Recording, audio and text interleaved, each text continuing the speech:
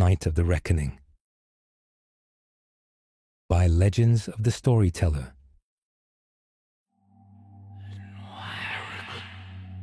The wind howled outside the grand Victorian mansion, its mournful wail echoing through the empty halls. Eleanor Thornton, a woman of delicate features and a heart burdened by the weight of her family's legacy, stood at the window, her gaze fixed on the storm-tossed trees that lined the property. The mansion, a relic of a bygone era, had been built on the blood and sweat of countless Chinese and Irish labourers, their sacrifices forever etched into the very fabric of its walls. Eleanor's husband, Arthur, a man of reason and practicality, sat in his study, poring over the ledgers that documented the family's finances. His brow furrowed in concentration, his mind weighed down by the burden of maintaining the crumbling estate. Their son, Thomas, a boy with a vivid imagination and a heart full of wonder, played in the garden, his laughter mingling with the sound of the falling rain. The Thornton family, despite their outward appearance of prosperity, were trapped in a web of their own making. The mansion, once a symbol of their wealth and power, had become a prison, a reminder of the sins of their ancestors. Eleanor, haunted by the whispers of the past, struggled to find peace within its walls. Arthur, burdened by the weight of his responsibilities, sought solace in his work, but found only a fleeting sense of control.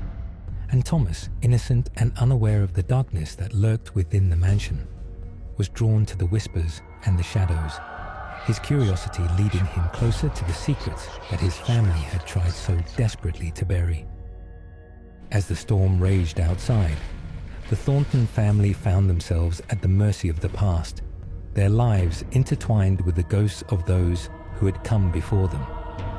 The mansion, a silent witness to their suffering, stood as a stark reminder of the consequences of their ancestors' actions. The first floor, the grand hall where Silas had once entertained his cronies, reeked of damp earth and the sickly sweet scent of opium. The Irish kitchen staff whispered of the banshee, a wailing spirit that foretold death.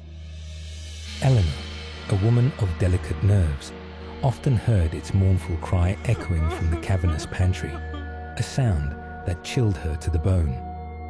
One evening, as a fierce storm raged outside, the kitchen door swung open, revealing a spectral figure, its face obscured by a shroud of wet, tangled hair, its wail a heart-stopping shriek of servants scrambling for rosaries.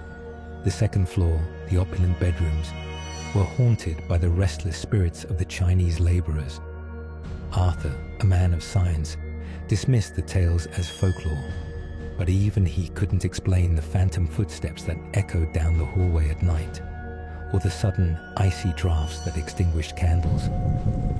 Thomas, a sensitive child, spoke of seeing shadowy figures with long, braided hair and hollow eyes, their whispers a strange, guttural language. One night, while Thomas slept, a spectral hand, its skin pale and translucent, reached from the shadows, its long, gnarled fingers tracing patterns on his cheek. The air grew thick with the cloying scent of burning joss sticks, and the walls pulsed with the faint, rhythmic clang of unseen hammers. The third floor, the attic, where Silas had stored his ledgers and ill-gotten gains, was a place of utter darkness and dread. The Chinese believed in the hungry ghosts, spirits driven by insatiable greed, forever trapped in a state of torment. The air in the attic was heavy with the stench of decay, and the floorboards creaked under the weight of unseen entities. Eleanor, driven by a desperate need to understand the haunting, ventured into the attic one night. She found Silas's ledger, its pages filled with meticulous records of payments made and withheld, of lives bought and sold. As she touched the ledger, a cacophony of anguished cries filled the air, and spectral figures, their bodies emaciated and their eyes burning with rage, emerged from the shadows. They reached for her, their skeletal hands grasping at her throat, their voices a chorus of broken promises and shattered dreams. the room filled with a scent of rusted iron and the phantom echo of pickaxes striking stone. Arthur, hearing Eleanor's screams, rushed to the attic. He found her collapsed, the ledger clutched in her trembling hands. As he tried to revive her, the house began to shake, the walls groaning and the windows rattling. The spectral figures, their forms now coalescing into a terrifying mass, surged towards them, their eyes burning with vengeful fire. The climax arrived as the house seemed to convulse, the very foundation shaking. The ground outside began to crack, and a fissure opened, revealing the skeletal remains of the forgotten laborers, their bones gleaming like ivory in the moonlight. The vengeful spirits, their collective rage reaching a fever pitch, tore at the mansion, shattering windows and ripping apart the walls. The mansion, a monument to Silas's cruelty, began to crumble, its grandeur reduced to rubble. The cries of the spirits, a symphony of suffering, echoed across the ravaged landscape, a chilling testament to the price of greed. As dawn broke, only the skeletal remains of the mansion remained, a stark reminder of the horrors that had transpired.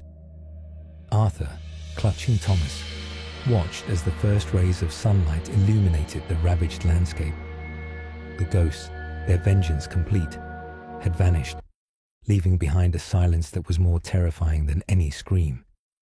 The land, scarred and broken, bore witness to the enduring power of the forgotten, their cries forever etched into the heart of the wilderness.